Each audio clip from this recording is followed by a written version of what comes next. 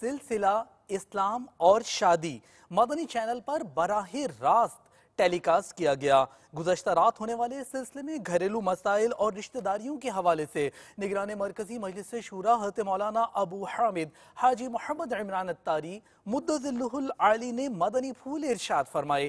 اختصار کے ساتھ آپ کے لیے یوں تیار کیے گئے ہیں یہ مدنی پھول۔ یقیناً یہ موضوع بڑی ہی اہمیت کا حامل ہے۔ سرکار مدینہ صلی اللہ تعالی علیہ وآلہ وسلم نے ارشاد فرمایا نکاح کرو اور بلا عذر طلاق نہ دو، کیونکہ طلاق دینے سے عرش کانپنے لگتا ہے۔ طلاق کے کثیر معاشرتی نقصانات اس کے علاوہ ہیں، لہذا حتی الامکان طلاق دینے سے بچنا چاہیے۔ یاد رکھیے میاں بیوی کے درمیان اگر ناچاکی ہو جائے تو تعلقات دوبارہ بہتر بنانے کے لیے قرآن کریم کے پارہ 5 سورہ نساء میں بیان کردہ ہدایات پر عمل کرتے ہوئے آپس میں صلح کی کوشش کرنی چاہیے۔ میاں بیوی کے باہمی جھگڑے کا حل یہ نہیں ہے کہ فوراً طلاق دے کر معاملہ ختم کر دیں۔ شوہر چند دنوں کے لیے بیوی کو گھر میں رکھتے ہوئے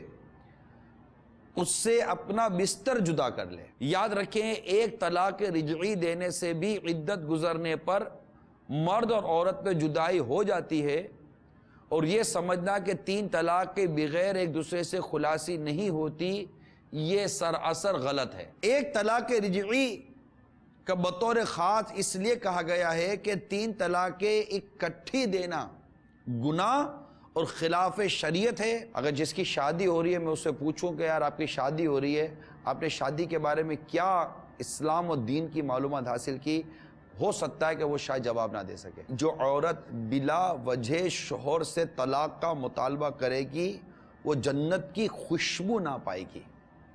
ایک روایت میں ہے یعنی اس پر جنت حرام ہے۔ یہ پورا پرچہ ہے جو دارالافتاء اہل سنت کی طرف سے دعوت اسلامی نے الحمدللہ اس پرچے کو شائع کیا ہے، اور اس پرچے میں یہ تفصیل موجود ہے جو میں نے بیان کی۔ یہ پرچہ مقتۃ المدینہ سے ہدیتاً حاصل کریں۔